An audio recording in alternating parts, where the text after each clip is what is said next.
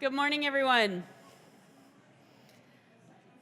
Welcome back to the last day. Thank you for surviving so far. We have one last set of awards to offer up this morning before we get to our plenary speaker. So I would like to ask the four present winners of the Homer Dodge Citations for Distinguished Service to please come up to the stage.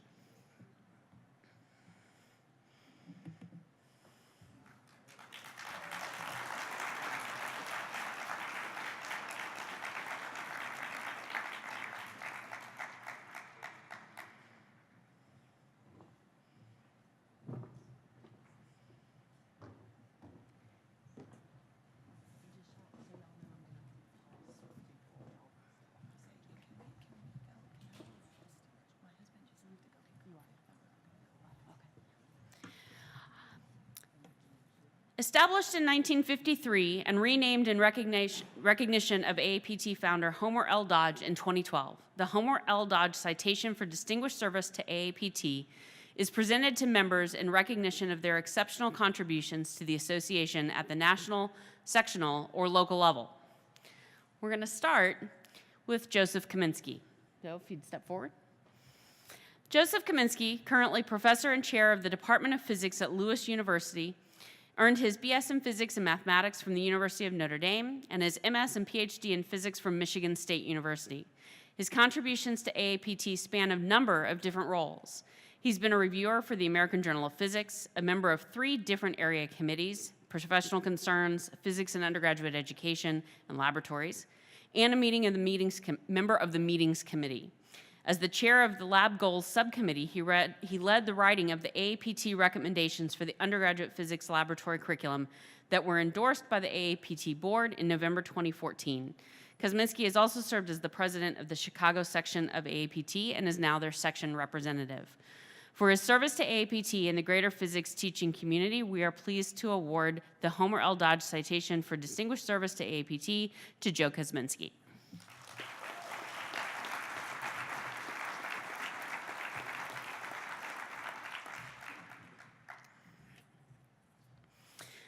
Dwayne Merrill received his AS in pre-engineering from the College of Eastern Utah, a BS in education, math, and physics from Utah State University, and an MS in instructional design from Utah State University.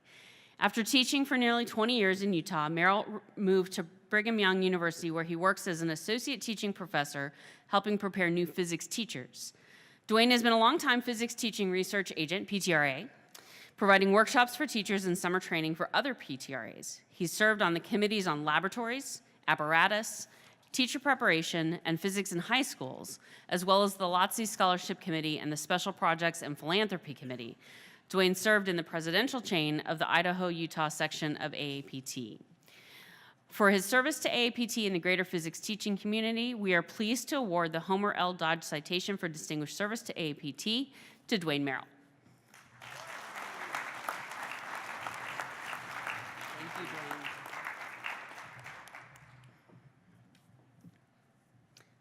Bill.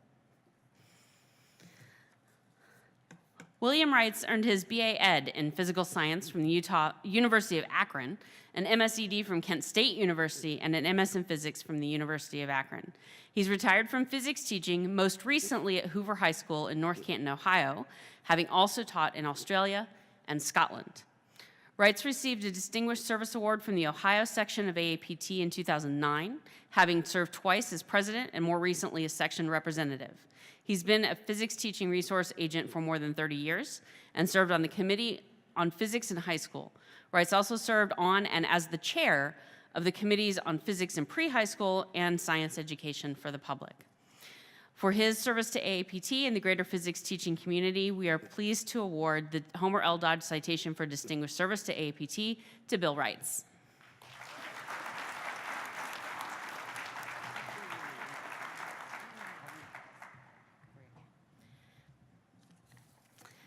Paul Stanley is our 5th awardee today that could not be here today. His award, you'll hear, is in relationship to the physics team, and he was delayed from coming because of the students' travel back from from that event, okay?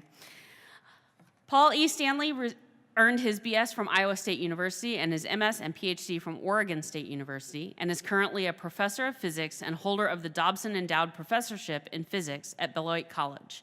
Previously, he also served as a high school teacher with the Peace Corps in South Pacific. Stanley began working as a coach for the U.S. physics team in 2003 and advanced to be the team's academic director in 2009. Under his tutelage, the team members have earned, and I just updated this with the results from this meeting, 25 gold, 18 silver, and 2 bronze medals, as well as 2 special awards for achievement.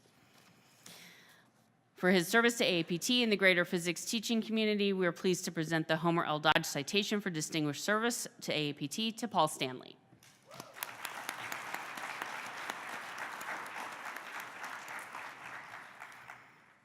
And last but not least, Tony. Tony Sansi, an associate professor and department chair at Texas Lutheran University, earned her BS in mathematics, MS in physics, and PhD in applied physics, all at Texas Tech University. Prior to her return to Texas, she served as the director for the Society of Physics Students at the American Institute of Physics.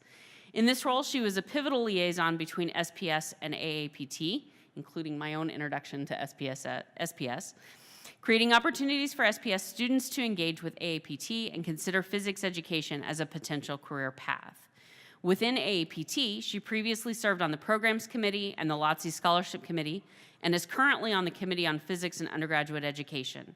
She's been an active member of the Texas section of AAPT, including representing four-year colleges to their executive council, and serving as a co-host for 2 different joint meetings between the relevant sections of AAPT, APS, and SPS. For her service to AAPT and to the greater physics teaching community, we are pleased to award the Homer L. Dodge Citation for Distinguished Service to AAPT to Tony Sansi.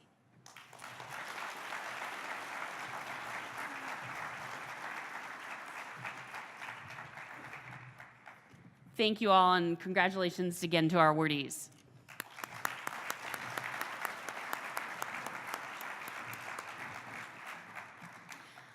I'm now going to hand the session over to our program chair and president-elect, Gordon Ramsay.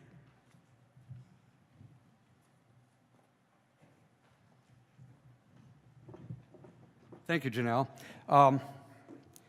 I'd like to start out, we have lost a couple of our members in the last year, and one of the things that we want to do is give tribute to those. We're going to start off by giving tribute to Gordon Albrecht, who passed away in November of last year. And since he was a good personal friend of mine, I wanted to do this tribute to him, and then we'll have our plenary speaker. Gordon was a professor of physics at The Ohio State University at Marion. I have to say it that way. But he's distinguished in many ways, but one of the things that really says how distinguished he was a fellow of 3 different professional organizations, AAPT being one, APS, and the AAAS, AAAS. Okay, he had many areas of interest. He started off his career in high-energy physics research, as many of us have, but he really got into physics teaching, physics education research. He got into the international community. He wrote a book on energy and energy conservation for environmental and social impact, and he was a big proponent of combining physics and other STEM departments with the environment, and he was a big promoter of that. So he gave a lot of contributions in that area. His book is in its 3rd edition right now, and it's one of those books that everybody refers to when they talk about the environment and physics in the environment.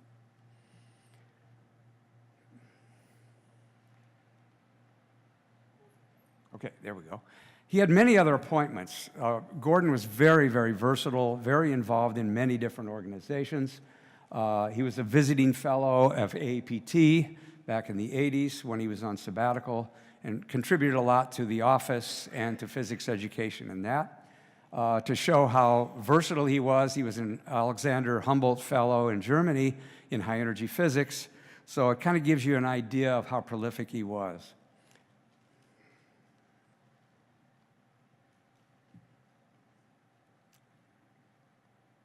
There we go. Oh. There we go.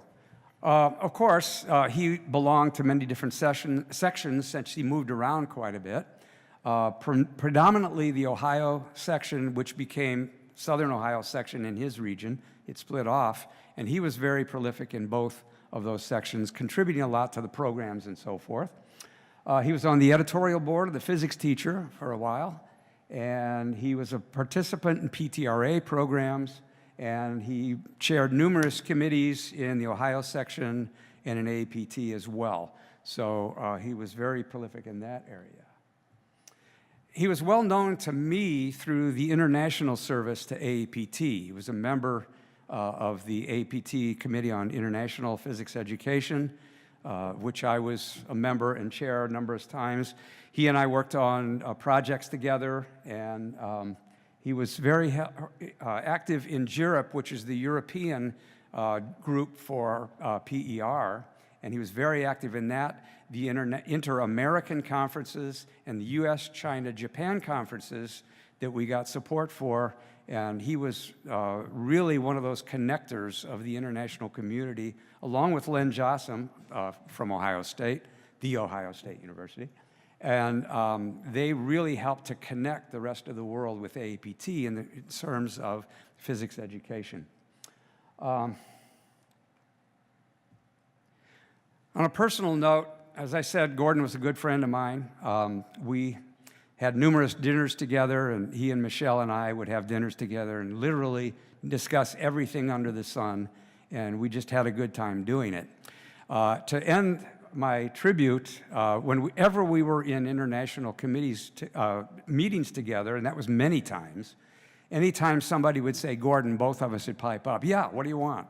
And it was a running joke, but it was a very, very nice joke, and just kind of indicate what a wonderful guy he was. He's going to be missed, but everything we do in the international community and the International Committee of APT will be in his honor and a remembrance of Gordon. So thank you.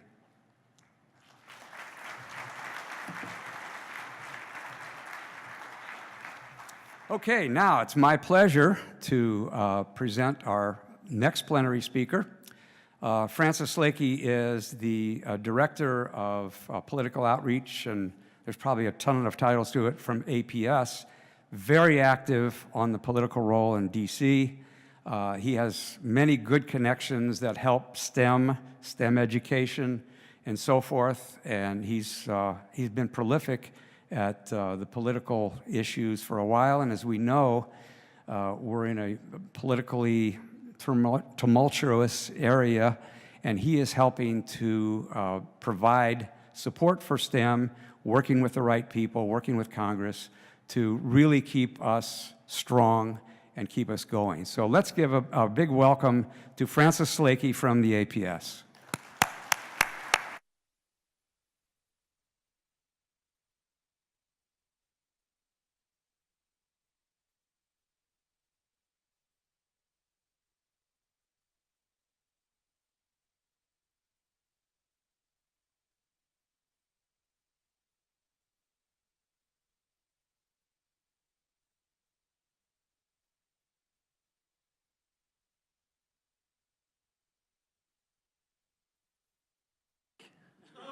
So I had it off for a while there.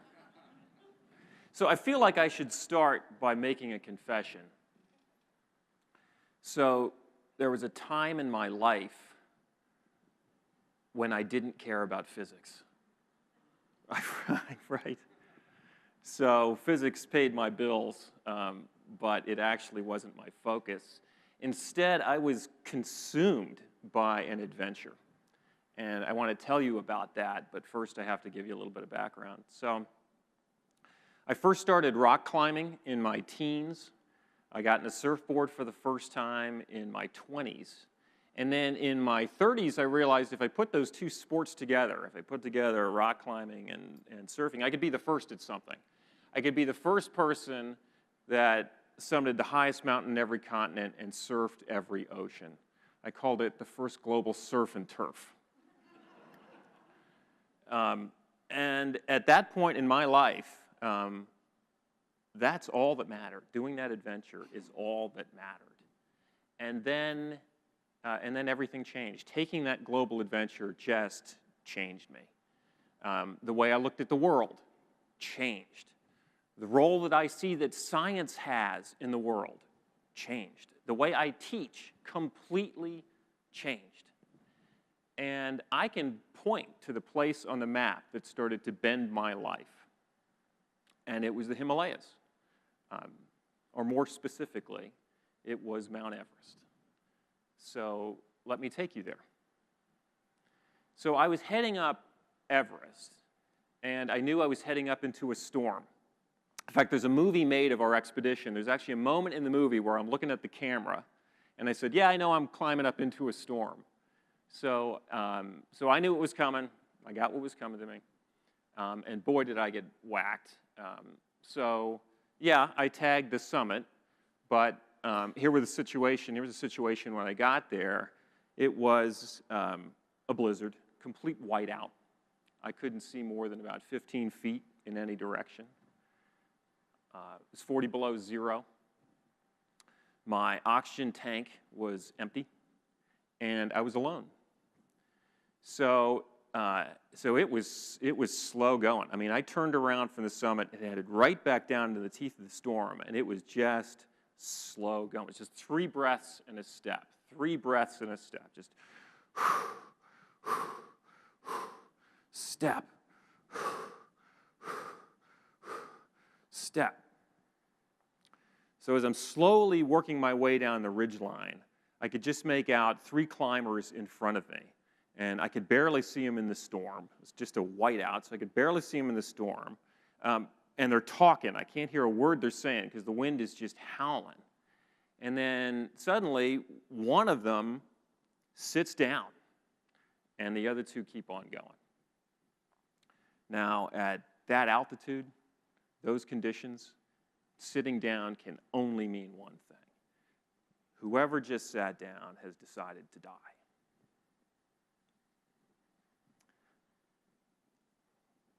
So the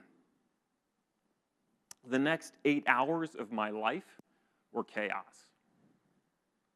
But here's the important thing. We all got out of there. We all got out of there, despite that condition, despite the altitude, 40 below zero, one of the worst storms in the history of Everest. We all got out of there. Not a single climber left behind, frozen into the ridgeline of Everest. Which leads to a question. How'd we do it? How'd we do it? And the answer is because we cared about the welfare of somebody other than ourselves. We cared about the welfare of somebody other than ourselves. And if I could do that at 29,000 feet, 40 below zero in a whiteout, then I sure as hell can do it down here at sea level. So that's how I started to change. I mean, look, there was a time in my life I would look at a map of the world and all I would see would be places to conquer. I would see mountains to climb. I would see oceans to surf. But after taking that global journey, I saw something different in every place that I have ever been. I'll give you just one example. Every glacier I have ever punched my crampon into is melting. Every one of them. Aconcagua, melting. Hilton Glacier in Alaska, melting. Kilimanjaro, melting. Khumbu Glacier on Everest. 600 feet of half-mile thick ice has melted away since I climbed Everest. So the globe is warming. And that's not the only evidence. Every ocean I have ever surfed is rising.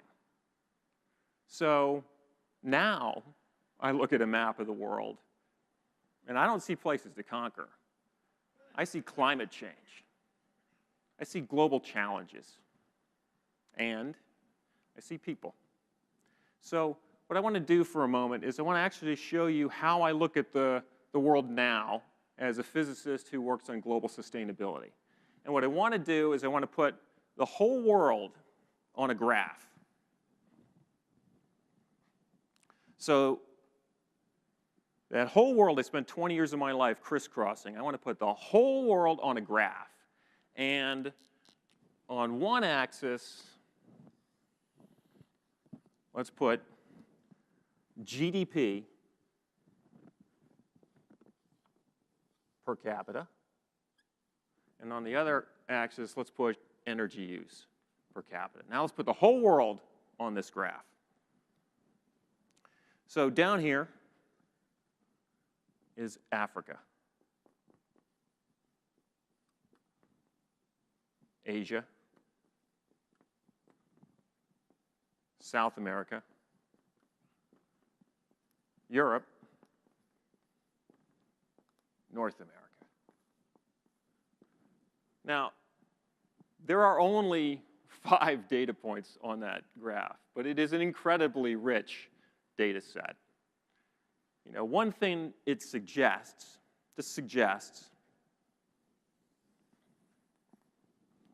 is the more energy you burn, the richer you are. The more energy you burn, the richer you are. The more energy you burn, the richer you are. The more energy you burn, the richer you are. That's what it suggests. Okay, so hold that thought for a moment. And now, let's just focus on the 1 billion people who live down here. Now, I have traveled extensively in this part of the world. But I will, you know, there are people who live and work in this part of the world every day. I will never have their depth of perspective. I will never have their awareness. But what I can do is share with you what I've seen. And what I've seen is that so many people who live in this part of the world are malnourished. So many people who live in this part of the world are impoverished. They live on less than $2 a day. They're unplugged. They have no electricity. To get light, they burn kerosene. They take a wick and just put it in a bucket of kerosene, breathing in those toxic fumes just to squeeze a little bit more light out of the darkness. They get hammered by diseases like polio and malaria and cholera. All things that have essentially been eradicated up here, but they suffer by the millions from it down here. And as a result of all of that, life down here is short. Okay, so life expectancy up here, high 70s, low 80s. Life expectancy down here, low 50s. Life expectancy last year in Sierra Leone, 44 years. If I had the misfortune of being born in Sierra Leone, odds are I'd be dead by now. In fact, there's somebody that woke up this morning in this part of the world and walked 5 miles just to get clean water. Dust kicking up from their bare feet, walking that hard, that desperately hard path in life. So let's think for just a moment about what we might be able to do to make that path just a little bit easier to walk. What if we made a commitment? What if we make a modest commitment of trying to lift this region of the world up out of poverty? Now, I said a modest commitment, okay? So not so ambitious as to try to equal this part of the world. Not even halfway up. Let's say as a modest commitment, we decide we would do what it takes to try to lift this part of the world just 1/3 of the way up the graph. All right, so that would mean building the infrastructure, deploying the electricity, building the roads, the clinics, the pumping stations, deploying the agriculture to lift this part of the world just a little bit higher up out of poverty. Okay, suppose we commit to that. So here's a question a physicist would ask, probably a question all of you would ask. This is an energy graph, right? Well, how much energy would it take to do that? How much energy would it take to do those things I just described? Build that infrastructure, deploy the electricity, build the roads, the clinics, the pumping stations, deploy the agriculture, all of that. How much energy would it take? Well, if it was done exactly the same way we're doing it up here, okay, with the same mixture of petroleum and coal and natural gas, if it's done exactly the same way as up here, this modest goal would take 160 quadrillion BTUs. Okay? So what does that mean? Well, what it means, again, if it's done exactly the same way as we're doing it up here, it would mean another 5 billion barrels of oil burned every year, another 160 coal plants, another 100 natural gas plants, another 1 billion tons of carbon emitted every year. Uh-oh. Uh-oh. Right, so that's the amount of carbon we should be pulling out of the atmosphere to avoid irreversible climate change. So what do we do? You know, if helping this part of the world out, if lifting this part of the world up out of poverty risks irreversible environmental damage, then what do we do? Well, there's a couple things we could do. You know, one thing we could do is we could just turn to this part of the world and say, sorry guys, but if we make the commitment to lift you up out of poverty, we risk irreversible climate change. So really, really sorry about that, but you're going to have to take it for the team and just suffer down there. Oh, that's unacceptable. What's the alternative? The alternative is change the paradigm. Change the paradigm. Stop thinking that the only way to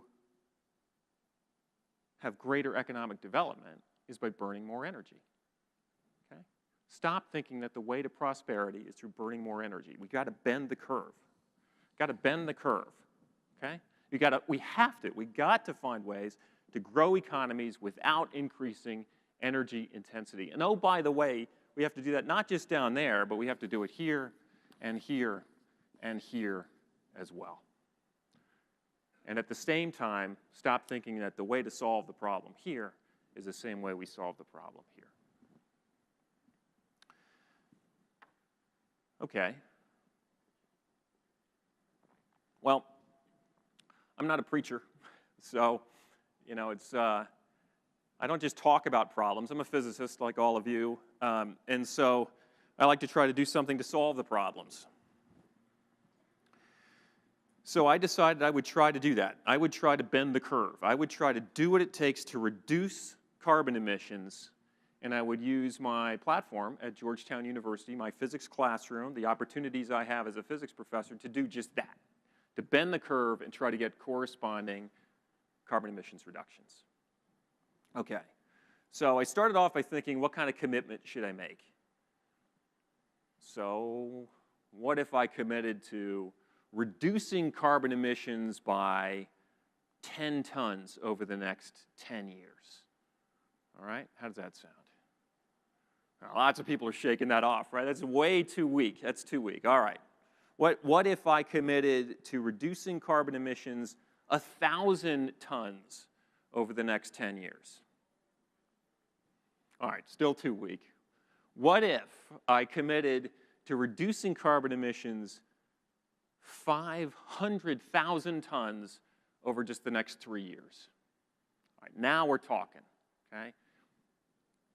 That's what I did at Georgetown University. And I did it by creating the Georgetown University Energy Prize, which is a nationwide energy efficiency competition. We opened it up to cities in 2014, to any city in the country with population no larger than 250,000. We had hundreds of cities apply to get in. We narrowed the field to 50 competing cities. And over the last 2.5 years, they've been competing against each other. Next week, we'll announce the top 10.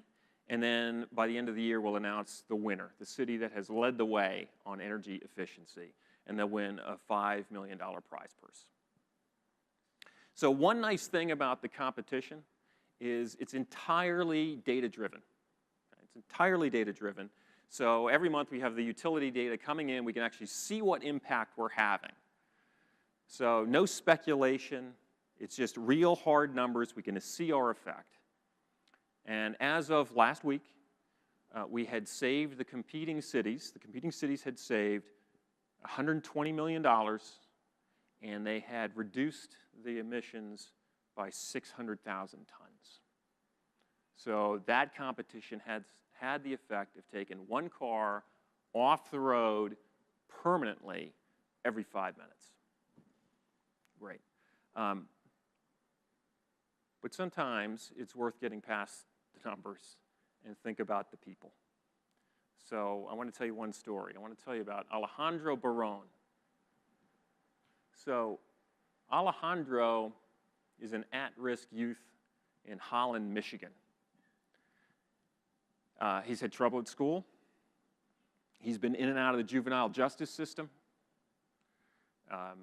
And in a city like Holland, where there's a lot of gang violence, Alejandro is a prime target for recruiting. Now, the city knows it has problems with gangs, and so their solution has been to arrest gang leaders. And they've been arresting gang leaders at about a rate of about 30 per year. But they've seen no drop in juvenile crime.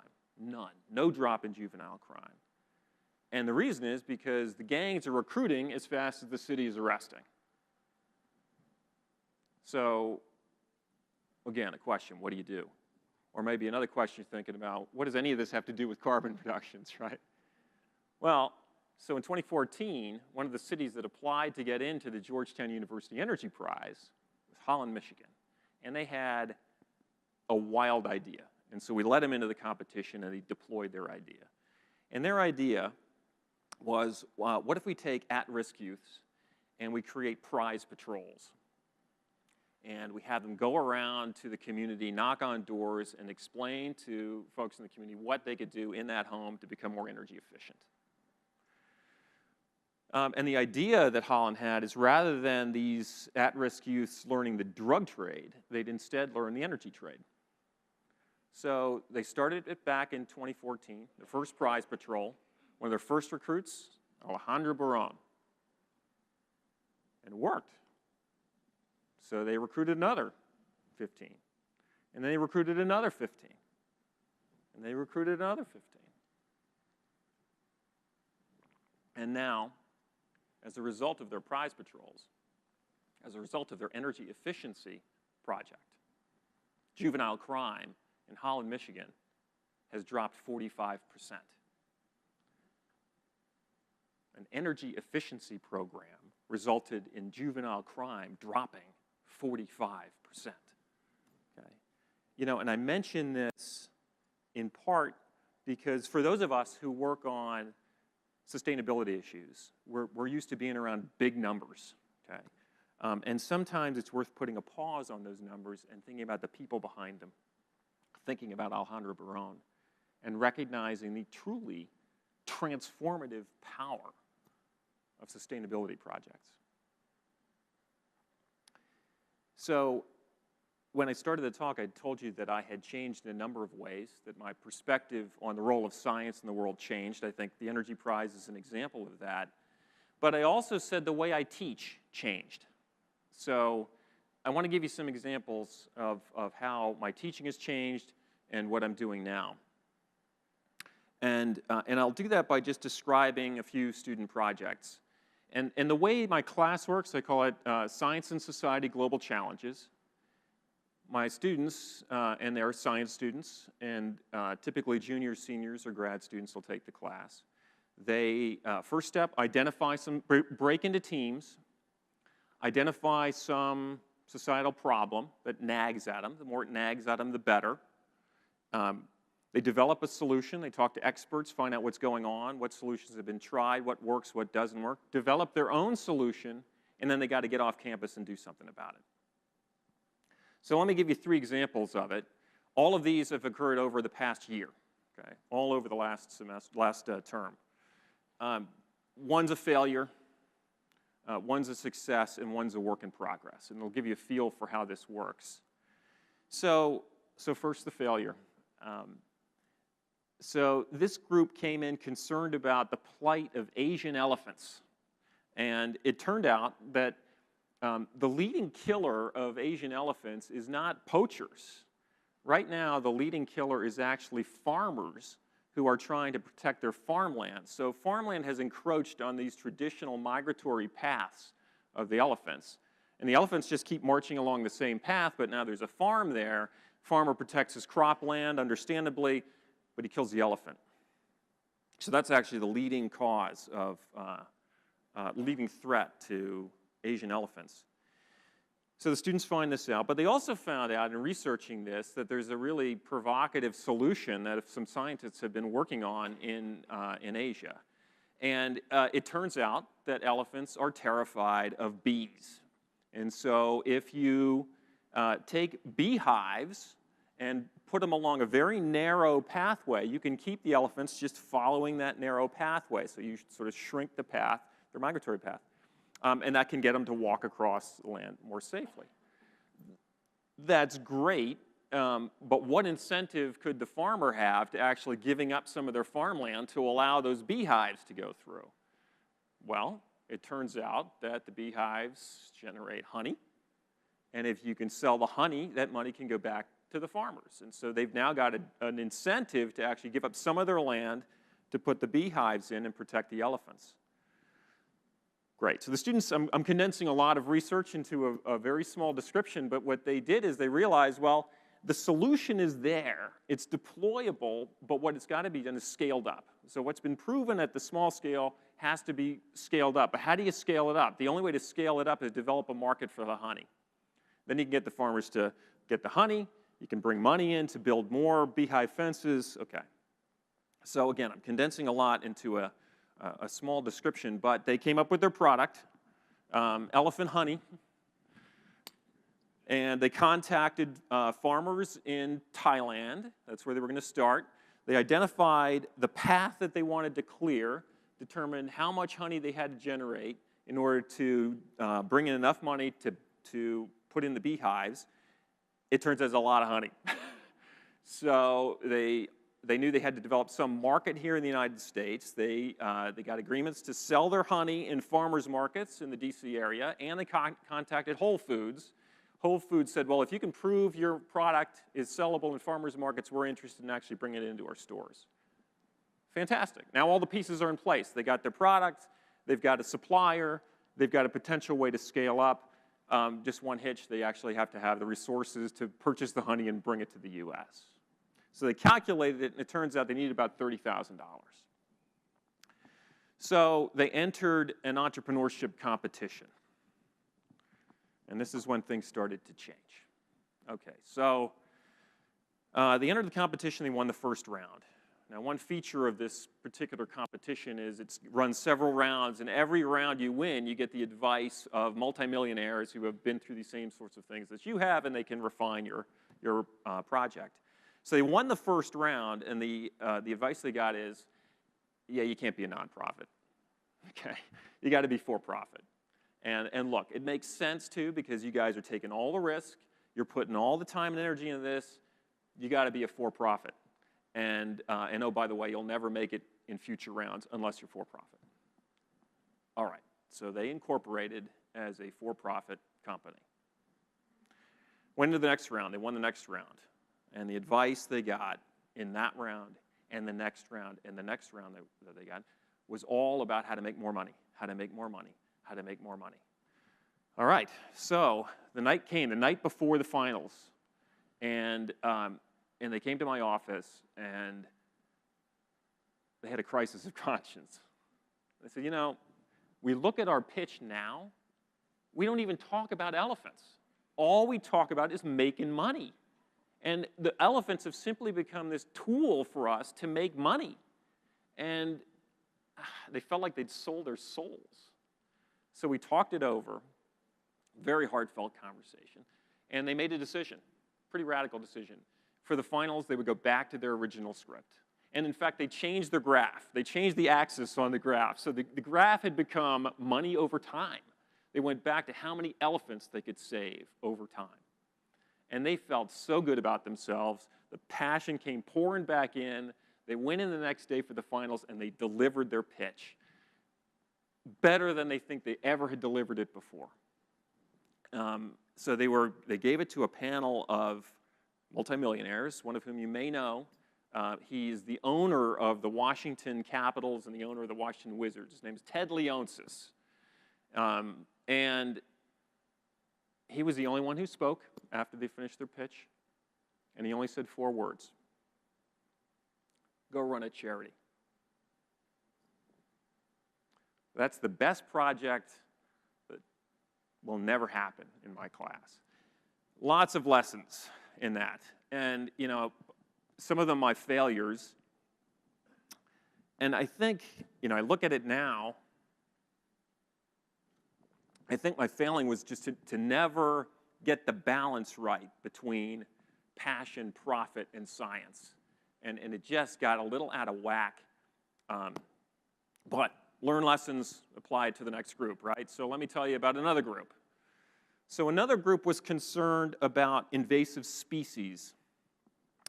And so one of the things we have to do is localize it, find the local manifestation of that global problem, okay, and work on that first. So in this case, the local manifestation of the problem was the snakehead fish. If you're aware of this, it's invasive to the Chesapeake watershed. It's in the Potomac River. It's in the Anacostia River, the 2 rivers around, in the DC area, right around Georgetown. So, their solution, so they identified the problem. Their solution, I don't even know what to call this thing. You know, it's a manifesto. It's a guidebook. It's called the Invasive Hit List, and it lets you be a hitman. Go after the snakehead, hunt it down, hook it, cook this thing, take it out. Okay, so this book they came up with has a lot of sass. It's got a real edge to it. And also they realized, you know, they want to encourage people to bring this with them when they're out in the field. So it's got to be rugged. Okay, so it's rugged.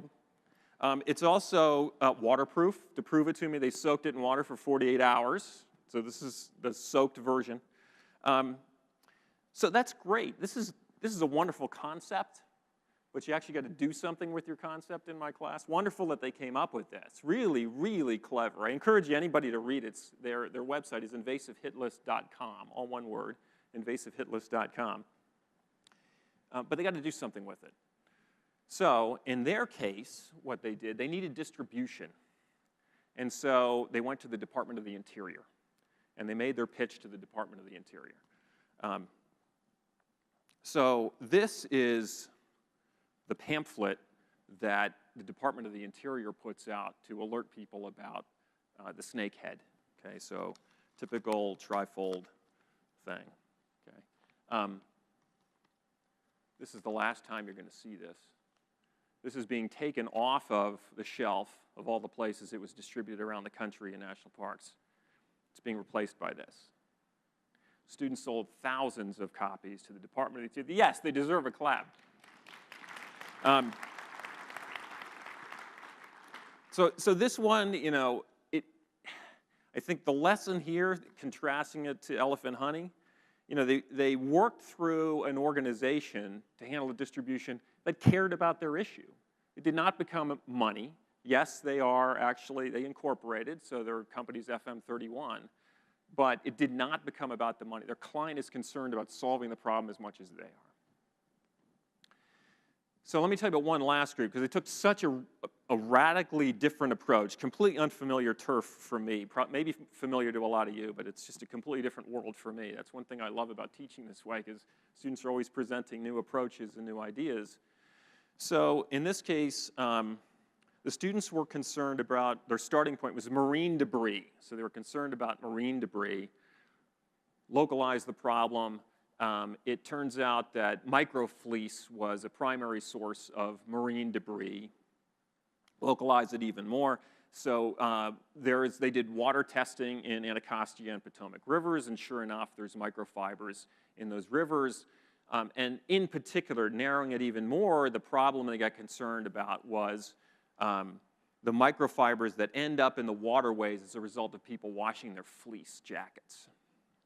Okay, so every time you wash your fleece jacket, about 250,000 microfibers come off it, finds its way into watersheds. So, wow, really interesting issue. I didn't know anything about microfibers before this. They came up with a really interesting solution. So they invented a garment bag to wash your fleece in. Okay, so they did a lot of testing.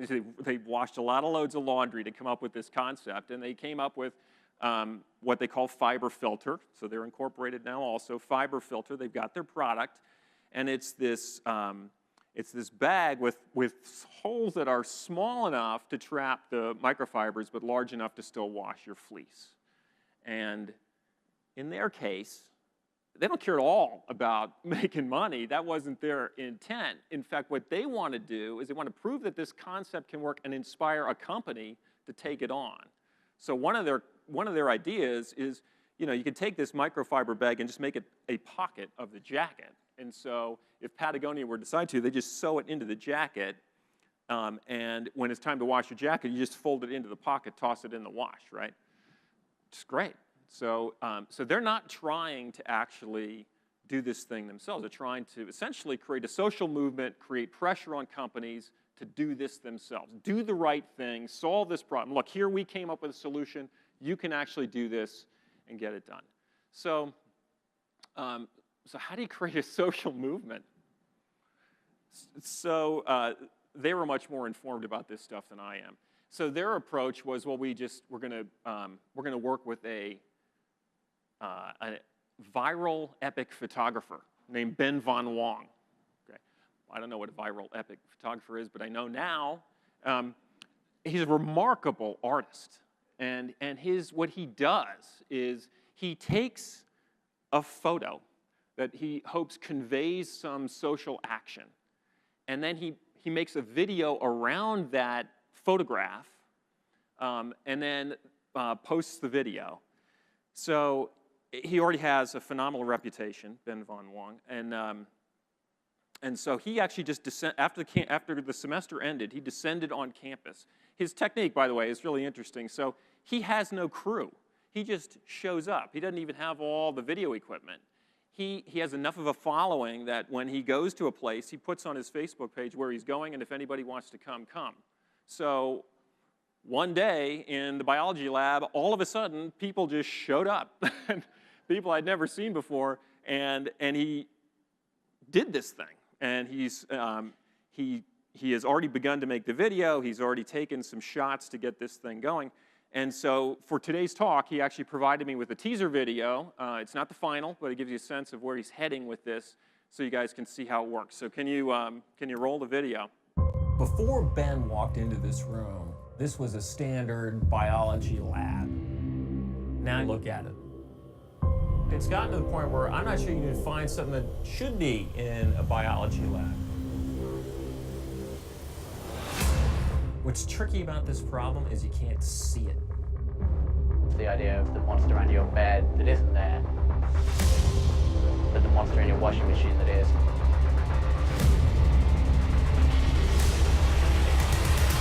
It's a problem that's going to have to be addressed sooner or later. Why not be the first? So that was built around photographs. So actually the core photograph, this is how, he actually got me to commit my kids are in this. So those are my twin girls, and you can see how he's got this thing, beware, the toys are casting that shadow, beware, the monster's coming out. So that's the photo that the campaign will be built around. So I hope you get a sense for what I do in the classroom. I mean, what I've discovered is the physics classroom is a powerful platform for addressing social issues. And physics students themselves, when inspired by a sense of social purpose, are a remarkably effective force at building a better world. So that's what I do now. No more rock climbing, no more mountain climbing, no more surfing. This is what I do. But there is something I have learned from all of this. And I have had the good fortune in my life to stand on the highest rock of every continent and surf every ocean. And here's something I've learned. The universe is clothed in formulas. In fact, as physicists, we're all dedicated to uncovering those formulas. But while the universe is clothed in formulas, it speaks in stories. And we have to be mindful of the words. There's warmth and humor. tragedy and heroism, frailty and challenge in the stories of the world. But there is always a way to participate, to restore a torn page, to shape that story, and if necessary, with enough will, steer that story towards something better. I have seen it happen. Thank you.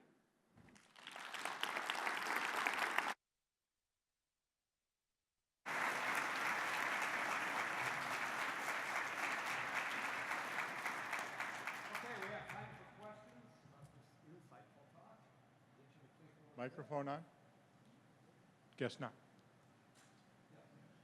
If the elephant honey project is actually so successful, it's profitable, but maybe not profitable enough, okay, then it seems like approaching, say, the Bill Gates Foundation or somebody who's dedicated to that type of project, with the bonus that it's not purely philanthropic, you can actually make some money and plow it back into the foundation. It seems like you could still go forward and appeal to an organization like that. Yeah, I think you're right. I think a lesson, yeah, thank you. I just found the entrepreneurship competition to be a right fit at the time, and I think that observation is spot on, that I should have thought through other options ahead of time. I should have maybe been more aware of what was coming if they went that pure business route, and that there are different approaches in terms of where they are. So they graduated, they're out. They had considered, if they had raised their money, of taking a year off. They all got into med school, the whole group, so they're going off to med school. They thought about doing a one-year deferral to get this thing going if they had gotten their money, but when they didn't, they were discouraged, and that's the end of the project. But I appreciate your comment. When these kinds of projects come along, I don't want to send them exclusively down that entrepreneurship route. I should balance it out, maybe even find a better route that you described. And I should say, I've learned a lot more about global social enterprise and the desire of companies to do good while doing well. And again, I just didn't strike the right balance when they came through the class.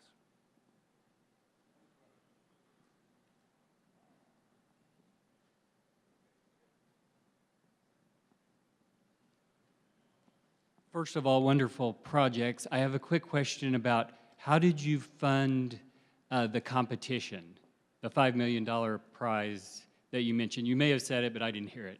So it took me a while. I spent at least a couple years searching for sponsors, and I have some wonderful set of sponsors. I'll name a couple.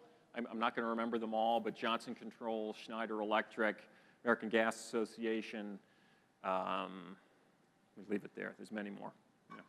And then a quick suggestion.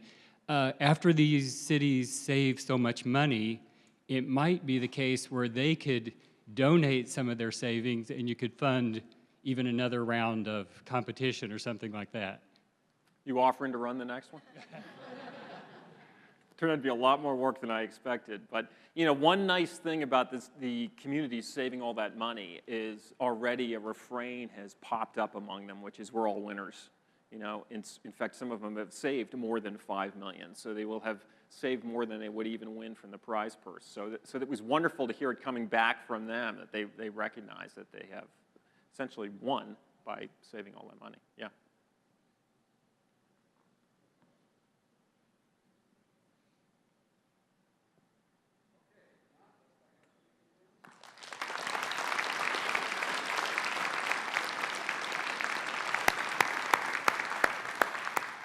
And I will declare this session closed. Thank you all for coming and your attention.